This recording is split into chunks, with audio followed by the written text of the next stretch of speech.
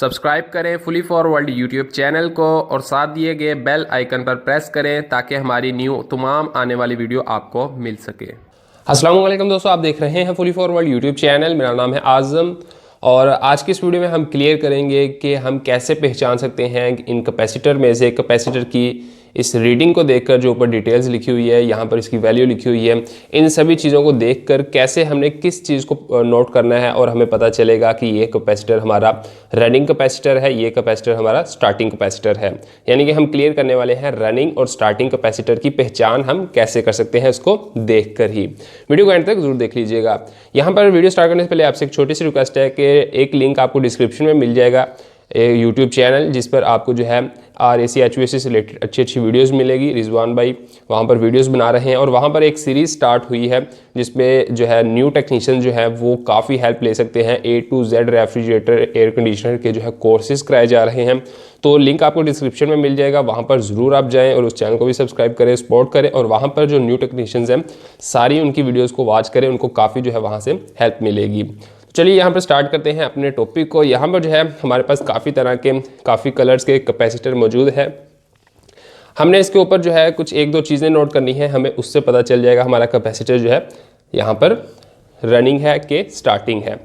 Friend यहाँ पर जो है रनिंग कैपेसिटर और स्टार्टिंग कैपेसिटर, सबसे पहले हम बात कर लें कि ये लगाया कहाँ पर जाता है। स्टार्टिंग कैपेसिटर उस जगह पर लगाया जाता है जहाँ पर स्टार्ट वाइंडिंग वाली मोटर लगी हुई हो, और जहाँ पर रनिंग कैपेसिटर यूज़ होता है वहाँ पर रनिंग वाइंडिंग वाली जो है रन वाइंडिंग वाली मोटर होती है, तो वहाँ पर रनिंग कैपेसिटर का इस्तेमाल करते हैं। और स्टार्टिंग और रनिंग में डिफरेंस क्या है? स्टार्टिंग कैपेसिटर का काम ये होता है कि जस्ट उसने मोटर को जो है एक पावर कैपेसिटर का असल काम है कि उसने काफ़ी सारा करंट जो है अपने अंदर स्टोर करना होता है, तो स्टार्टिंग कैपेसिटर जो है वो मोटर को जो है एक सही करंट प्रोवाइड करता है स्टार्ट वाइंडिंग में, जिससे उसका जो रूटर है वो घूमने लग जाता है, तो फिर उस कैपेसिटर का काम ख़त्म हो जाता है।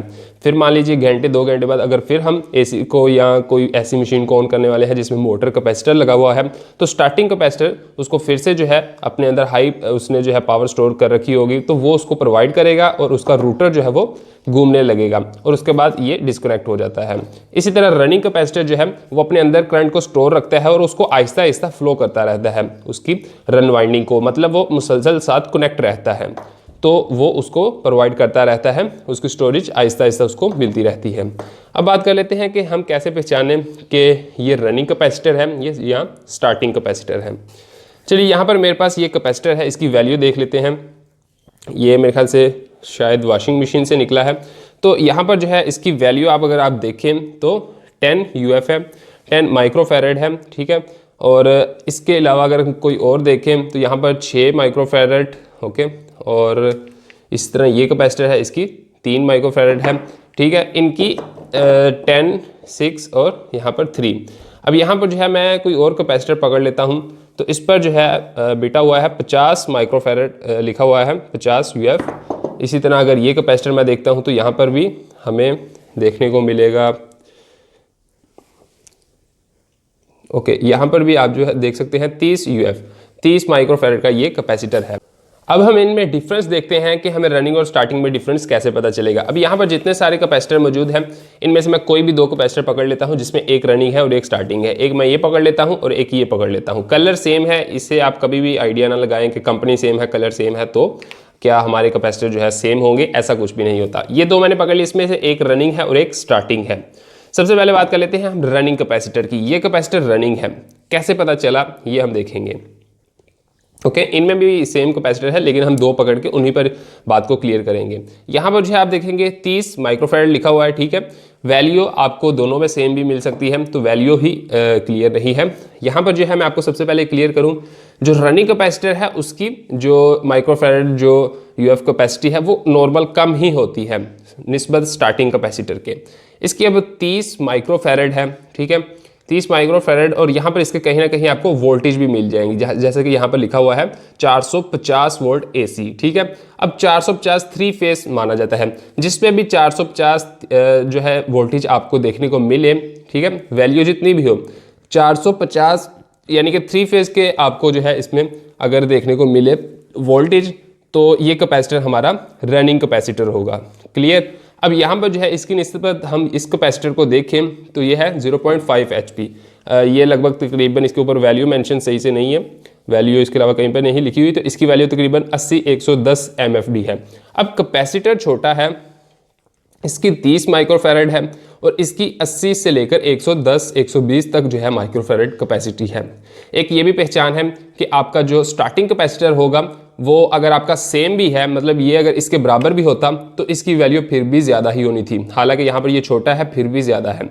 तो स्टार्टिंग कैपेसिटर की वैल्यू जो है माइक्रोफैरड में, UF में, MFD में ये ज़्यादा ही आपको देखने को मिलती है। और दूसरी पहचान, यहाँ पर आपको वोल्टेज जो है वो 220 वोल्टेज, 250 वोल्टेज या फिर 275, यानी कि 3 फेस वाले वोल्टेज आपको नहीं मिलेंगे। यहाँ पर आप देख सकते हैं 275 वोल्ट जो है AC यहाँ पर लिखे हुए हैं।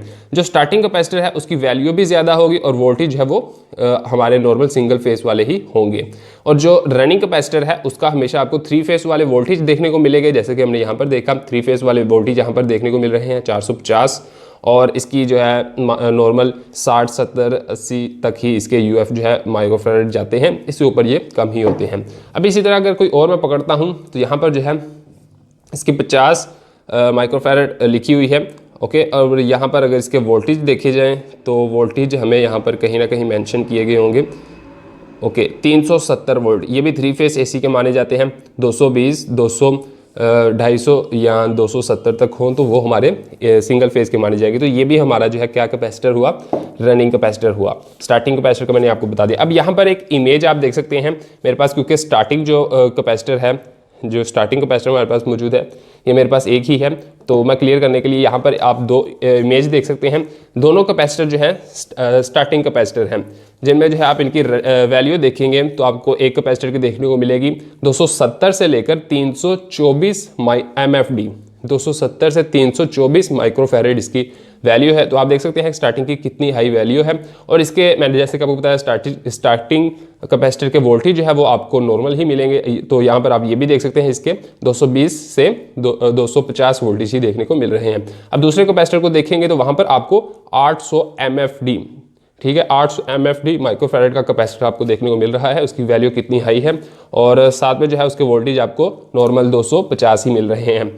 तो इस तरह के कैपेसिटर जो है आप वोल्टेज अगर आपको सिंगल फेस वाले मिले और आपको हाई जो है दूसरे नंबर पर आपको मिले, वो इसकी जो रीडिंग है, जो पावर है वो हाई MFD माइक्रोफैरड में मिले, तो वो आपका स्टार्टिंग कैपेसिटर है, जिसमें आपको 3 फेस वाले जो है रीडिंग मिल जाए, 3 फेस वोल्टेज मिल जाए, ऊपर मेंशन किए गए हों, और या फिर उसमें जो है आपको वैल्यू नॉर्मल ही मिले।